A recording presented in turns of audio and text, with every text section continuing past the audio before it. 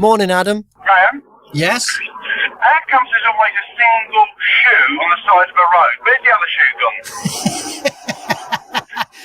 gone? Another one of the great mysteries of the world. Why is there always a single shoe? Did somebody lose a shoe? Or did there used to be two shoes there and somebody found a shoe? Maybe there were two shoes there and a one-legged person came along and went, brilliant, a new shoe. Turn your knob to Bob. Who asked a 24-year-old sea cadet, do you work in a strip club? Was that Donald Trump or the Duke of Edinburgh? Do you work in a strip club? Asked to a 24-year-old sea cadet. Was that Donald or Duke? Well, it's a bit seedy, and Donald Trump's a bit seedy. Yes. I'm going to go Donald. You're saying Donald said that. It's the wrong answer. The correct answer is the Duke of Edinburgh.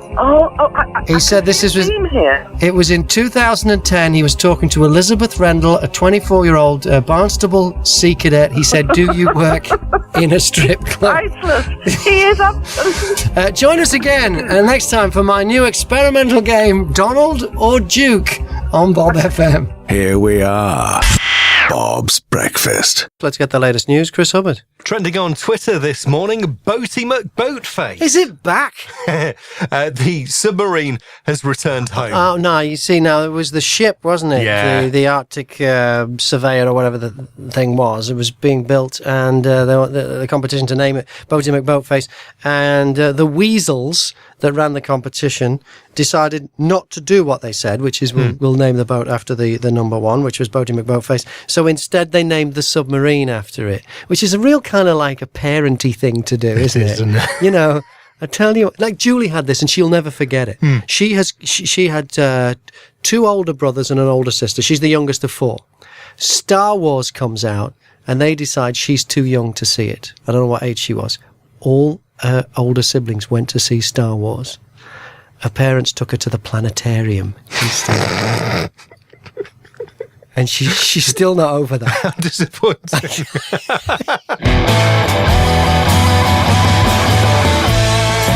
Hey, good morning to Sue in Panshanger. Listen, I've just spoken to your hubby. You've no idea how sorry he is. He's really messed up. And he would love to talk to you. He wants you back. He really means it. And if you can just pick up the phone and have a chat with him. The man is full of regret. He loves you to bits. Give him a call, Sue.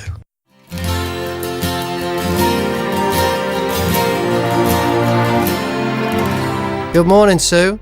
Hello. You just did an announcement for Sue in Panshanger. Yeah, it was for you. Steve just called.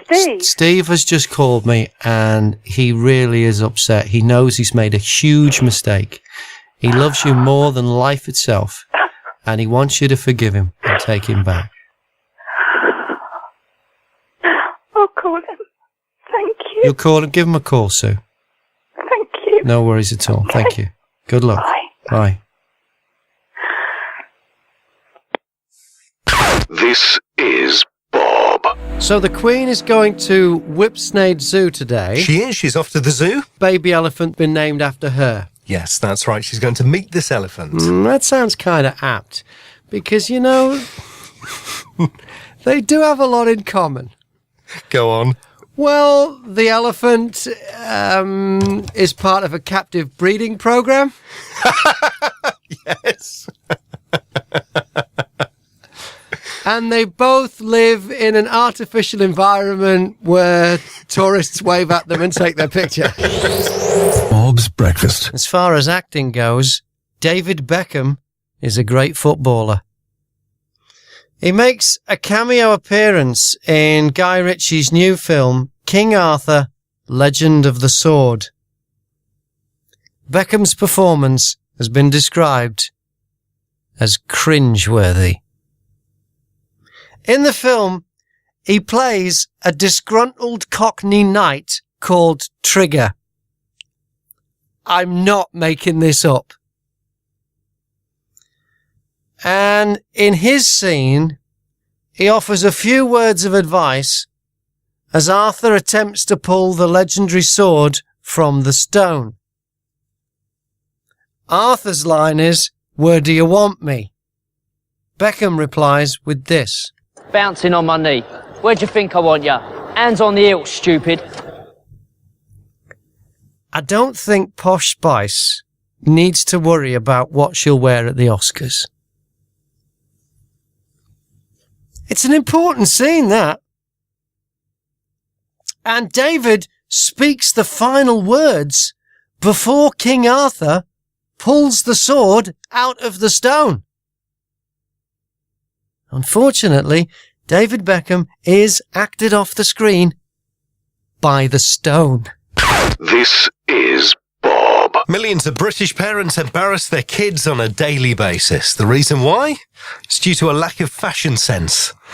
I know my dad used to have this green T-shirt that we really despised. Me and my sister absolutely hated it. For me, it was, my old man used to have these, they weren't quite khaki, but they looked military. Yeah. Shorts. And in the summer, he'd work in the garden with his shirt off. Now, he was not the kind of bloke who should have taken his shirt off. I mean, You generally find that, though, don't you? he had boobs and a beer gut.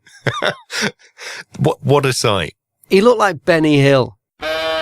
Imagine topless Benny Hill in It Ain't Half Hot Mum shorts. That's what he looked like. Now, that was fine when he was in the back garden because he was hidden. Yeah.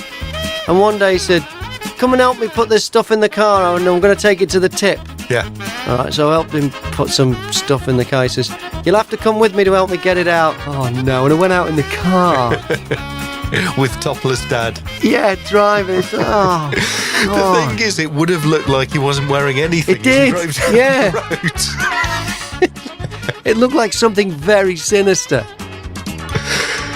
I was just hoping none of my mates were in any of the other cars. And no, when we get to the tip, there's none of my mates see me with this.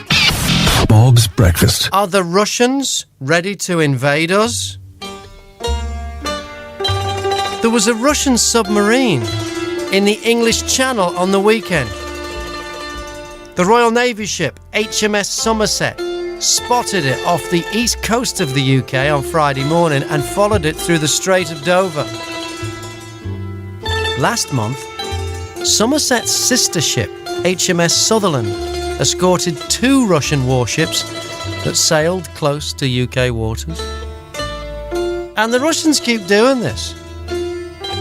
RAF jets keep getting scrambled to keep an eye on Russian military planes that fly close to the UK. In February, Typhoons were deployed to monitor 2 nuclear-capable Tupolev Tu-160 Blackjack bombers. A lot of people are worried about what the Russians are up to.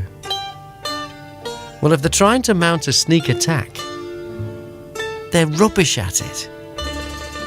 Their planes always fly past in daylight. And that submarine was spotted on the surface. All Vladimir Putin is doing is showing off. Those planes and this submarine wanted to be seen. They were posing. That wasn't a periscope. That was a middle finger. Chris brought us an amazing story from Worcester Cathedral of a bell ringer who got his heel caught in the rope and the rope winched him up into the bell tower. He had to get the fire brigade to lower him down 80 feet. Bonzi's on the phone. Morning, Bonzi. Yeah, just listening to about the old bell ringer. But apparently this happens quite a lot. Oh, really? All the time. All the time! All the time! Hello. Goodness me. Let's ring him back. Bonzi, see if I can get him back on the phone.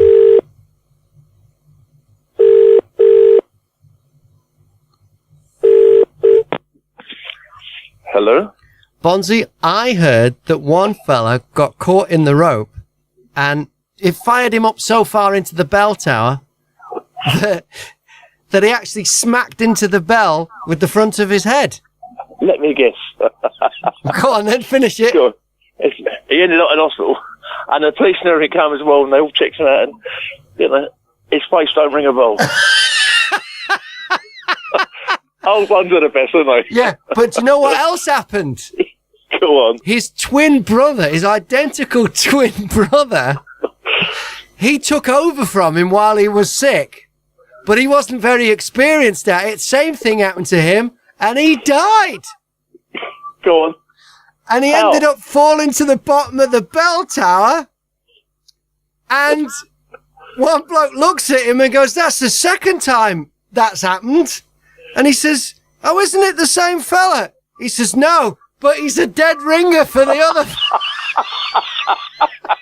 Get off. This is Bob. There's a warning: a social media craze for clean eating could leave a generation with fragile bones. The National Osteoporosis Society says a fifth of 18 to 35-year-olds have cut or significantly reduced dairy in their diet, which is an important source of calcium. So now we're not eating enough. Most days we're eating too much. Yeah. Now we're not eating enough. There's a worrying trend that young people are not eating dairy products. Mm-hmm. Which is it? Well, if you listen to some scientists, we're eating too much and it's too fatty for us. Yeah. And then on the other hand, people who are wanting this clean living diet. It's funny out, though, when it's one of these things where we're not eating enough. Like, we've got to have, is it like 12 portions of fruit now? I can't remember how many. It went up from 5 a day. It keeps going up and down. Right. So when we're not eating enough, so we're not eating enough fruit, or we're not eating enough dairy, or we're not eating enough omega, or whatever the hell it is, it's our fault. It's always our fault.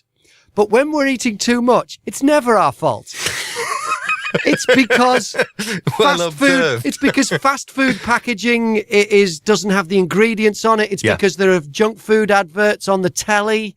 What are the other things we've had because we're fat? The supermarkets are putting the unhealthy food in the wrong place near the checkout. It's the supermarket's 2-for-1 deals. Yes, that's right. My favourite this was a few weeks back, it's because your doctor's fat. Do you remember that one? I don't remember that They said that GPs should need to be encouraged to lose weight. Yes, that's right. Because they're not a good example to their patients. So one of the reasons why you're fat is because your doctor's fat. It's weird. Every time we're eating too much, it's never our fault. It's something else. But when we're not eating enough of something, it's all our fault. What's going on?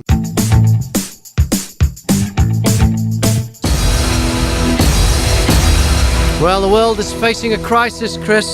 You brought us crisis. Well, you brought us news that the modern male may know how to do stuff with a laptop, might know how to do stuff with a phone, might understand what a dongle is, but cannot change a light bulb in a time of crisis, cannot change a wheel or a fuse or do anything manly at all because of the rise of the girly man. That's right. Yeah. They're saying things like changing light bulbs and bleeding radiators. Bleeding radiators that are dying out. These are things that you need men for. And it's the women's fault. The women have been attracted to the girly man for years because he uses moisturizer.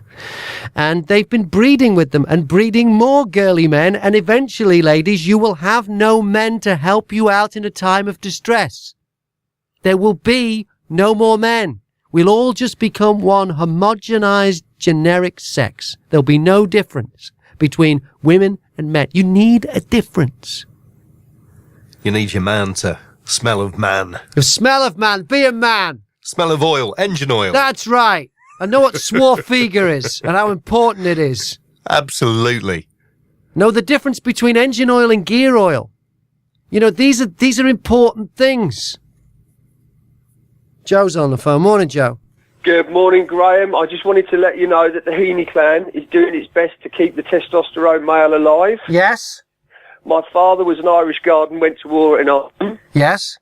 I was a firefighter for 14 years. Firefighter, yes. Yes, get in there. My eldest son is a roofer. My youngest son is currently studying in an apprenticeship to be a joiner and working on a building site.